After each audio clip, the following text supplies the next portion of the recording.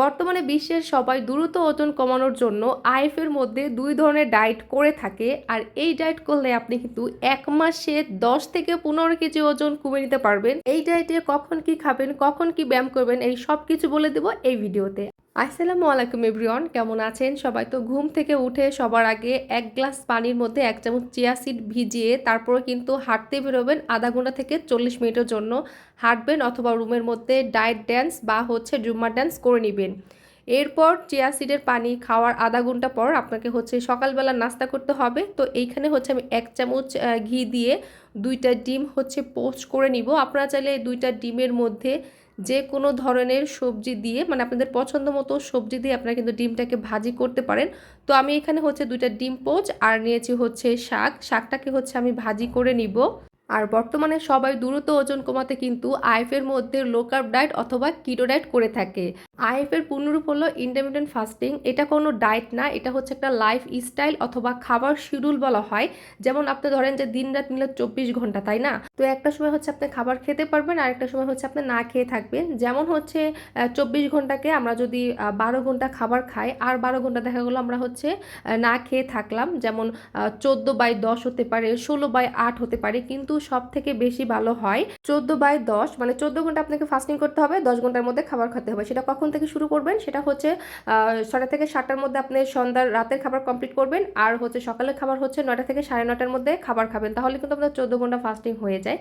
যাই হোক, তো সকালের খাবারে ছিল 2টা ডিম, শাক ভাজি, আর ছিল বাদাম। এখানে আপনার চীনা বাদামটাও ব্যবহার করতে পারেন। এরপর 1 মগ ঘি কফি খেতে হবে। ঘি কফি কিন্তু অবশ্যই খাবেন, এটা আমাদের ওজন কমাতে, তারপরে শরীর এনার্জেটিক রাখতে খুবই সাহায্য করে। তো এখানে 1 চামচ কফি, 1 চামচ ঘি, তারপরে গরম পানিতে ভালো করে মিক্স করে বানিয়ে নিলাম ঘি কফি। আর এটা কিন্তু খাওয়ার 1 ঘন্টা পরে খাবেন, অথবা সকালেও খেতে পারেন। যাই হোক, তো দুপুরের খাবার সবসময় 1টা থেকে 2টার মধ্যে কমপ্লিট করবেন। এখানে নিয়েছি শাক সেদ্ধ, পেঁপে সেদ্ধ, আর নিয়েছি ইলিশ মাছের ঝোল রান্না করেছিলাম কলা দিয়ে। সপ্তাহে 2 দিন বড় মাছ, 2 দিন ছোট মাছ, 2 দিন মাংস অথবা ডিম রাখবেন, আর প্রচুর পরিমাণে কিন্তু শাক সবজি রাখবেন। আমি কিন্তু আইফের মধ্যে কিটো ডায়েট করেছিলাম। কিটো ডায়েট বলতে শর্করা জাতীয় খাবারকে বাদ দিয়ে চর্বিযুক্ত খাবারকে বেশি প্রাধান্য দেওয়া হয়।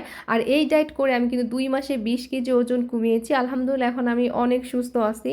কারণ আমার কিন্তু পিসিওডি ছিল, আর যাদের পিসিওডি থাকে তাকে কিন্তু মুখে অবাঞ্ছিত লোম থাকে, আর এখন কিন্তু আলহামদুলিল্লাহ নাই। তারপরে আগে মাজায় ব্যথা, গিরায় ব্যথা ছিল, কারণ আমার হাইট 5 ফুট 2 আর আমার ওজন ছিল 73 কেজি।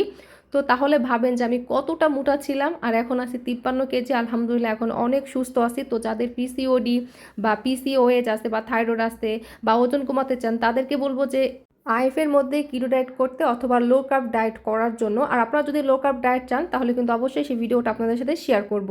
আর এই ডায়েট চলাকালীন আপনাকে বেশি করে পানি পান করতে হবে, আর যখনই পানি পান করবেন তখন কিন্তু এর সাথে অল্প পরিমাণে হিমালয়ান পিঙ্ক সল্ট খেতে পারেন।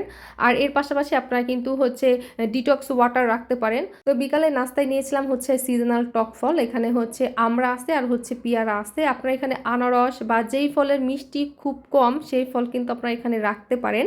আর এই ডায়েট চলাকালীন কিন্তু আপনি বাহিরের কোনো ধরনের ভাজা পোড়া, তারপর প্রসেস ফুড, বিস্কিট, কোমল পানি, চিনি, এগুলো কিন্তু একদমই খাওয়া যাবে না। যাই হোক, তো রাতের খাবার 6টা থেকে 7টার মধ্যে কমপ্লিট করবেন। তো দুপুরে যে খাবার খেয়েছেন ওই খাবারও কিন্তু রাতে খেতে পারেন, অথবা সকালে যে খাবার খেয়েছেন এই খাবারও কিন্তু খেতে পারেন, বা আপনি একটা সালাদ খেতে পারেন, অথবা কিটো ডায়েট স্যুপও খেতে পারেন। আর এই সব ভিডিও কিন্তু আমার পেজে আছে, চাইলে দেখে নিতে পারেন। তো আশা করি সবাই ভালো থাকবেন। আল্লাহ হাফেজ। আর ভিডিওটি ভালো লাগলে অবশ্যই লাইক করুন, শেয়ার করে দিবেন।